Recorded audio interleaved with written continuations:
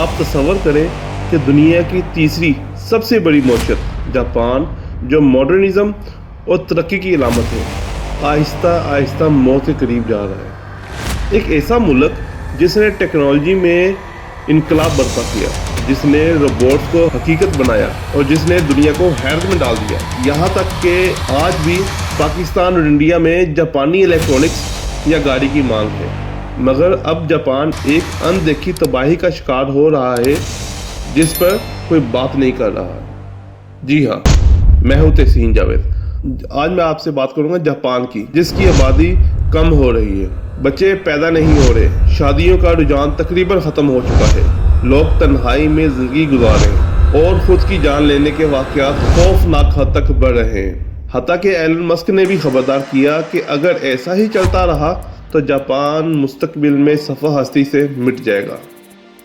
क्या आप जानते हैं कि 2050 तक जापान की आबादी कितनी रह जाएगी, या ये कि वहाँ कितने फीसद लोग बूढ़े हो चुके हैं, और इस सब के पीछे असल वजह क्या है? क्या ये इनका सख्त काम करने का कल्चर है? क्या चाइना की मईशत जापान को धकेल रही है, या ये सब किसी बड़ी गेम का हिस्सा है? आइए इन तमाम सवालों के जवाब तलाश करते हैं। आज हम जापान के एक ऐसे बहरान पर बात करेंगे जो दुनिया की नज़रों से ओझल है, मगर जापान के मुस्तकबिल के लिए ख़तरनाक साबित हो सकता है। दुनिया इसे एक तरक्की याफ्ता मुल्क के तौर पर जानती है, मगर वहाँ की हकीकत कुछ और ही कहानी बयान करती है। जापान की आबादी मुसलसल कम हो रही है। 2020 में जापान की कुल आबादी 12 करोड़ 60 लाख थी, मगर माहिरीन के मुताबिक 2050 तक ये कम होकर सिर्फ 9 करोड़ रह जाएगी। अगर यही रुझान जारी रहा तो 2100 तक जापान की आबादी आधी से भी कम हो सकती है। सवाल ये है कि ऐसा क्यों हो रहा है? जापान में शादियां और बच्चे पैदा करने का रुझान क्यों खत्म हो रहा है? आज जापान में नौजवान शादी करने से गुरेज कर रहे हैं। 50 साल से ज्यादा उम्र के 25% मर्द और 17% खवातीन ने कभी शादी ही नहीं की। लोग अकेला रहना पसंद करते हैं और इसकी बड़ी वजह सख्त वर्क कल्चर, कम तनख्वाहें और समाजी दबाव है।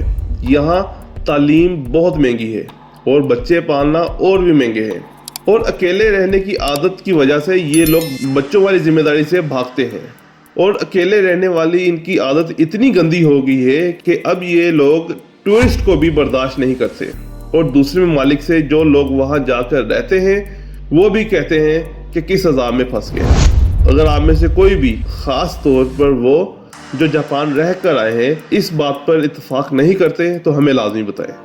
एलन मस्क ने एक ट्वीट में कहा था, अगर जापान की यही सूरत हाल रही तो वो ख़त्म हो जाएगा। इनका कहना था जापान को अपनी आबादी बढ़ाने पर थोड़ी तवज्जो देनी चाहिए, वरना एक दिन ऐसा आएगा जब वहाँ के शहरों में लोग ही नहीं होंगे। ये एक संगीन वार्निंग थी जो जापान की पॉलिसी मेकर के लिए एक बहुत बड़ा सवालिया निशान छोड़ गई। अगर आबादी का यही बहरान जारी रहा तो 2050 तक जापान की 40% आबादी बूढ़ों पर मुश्तमिल होगी।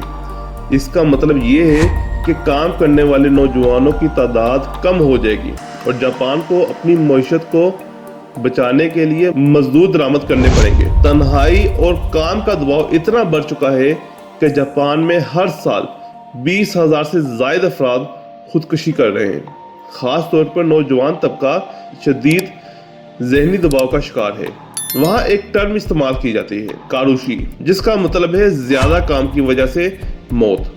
जी हाँ, जापान में लोग इतना ज्यादा काम करते हैं कि इसी तनाव की वजह से वो या तो बीमार पड़ जाते हैं या खुदकुशी कर लेते हैं। जापान में काम करने के औकात इंतहाई सख्त हैं। एक आम मुलाजिम हफ्ते में 60 से 80 घंटे काम करता है। छुट्टी का कोई तस्वर नहीं, और लोग काम की ज्यादती से बीमार पड़ रहे हैं। यही वजह है कि लोग शादी और बच्चों के बारे में सोच ही नहीं पाते, और नतीजा आबादी की कमी। दुनिया जानती है कि जापान की मईशत मजबूत है, लेकिन चीन की सस्ती मसनूआत ने जापान के बिजनेसेस को शदीद नुकसान पहुंचाया है। इलेक्ट्रॉनिक्स, ऑटोमोबाइल्स और दीगर इंडस्ट्रीज में चाइना ने अपनी इजारादारी कायम कर ली है, जिसकी वजह से जापान की मईशत पर दबाव बढ़ रहा है। اب یہ سوال سب کے ذہن میں ہے، کیا جاپان اپنی گرتی ہوئی آبادی اور معیشت کو سنبھال پائے گا؟ حکومت نے کئی اقدامات کیے ہیں، جیسے شادی شدہ جوڑوں کو مالی مدد دینا، بچوں کی پرورش کے لیے مراعات دینا اور کام کے اوقات میں نرمی لانا، مگر یہ اقدامات کافی نہیں لگ رہے، کیونکہ جاپان جس شدت سے بحران کی طرف بڑھ رہا ہے، اور اگر فوری مزید اقدامات نہ کیے گئے تو ایک دن وہ وقت آ سکتا ہے جب جاپان واقعی ختم ہو جائے گا۔ کیا جاپان اس چیلنج سے نکل پائے گا؟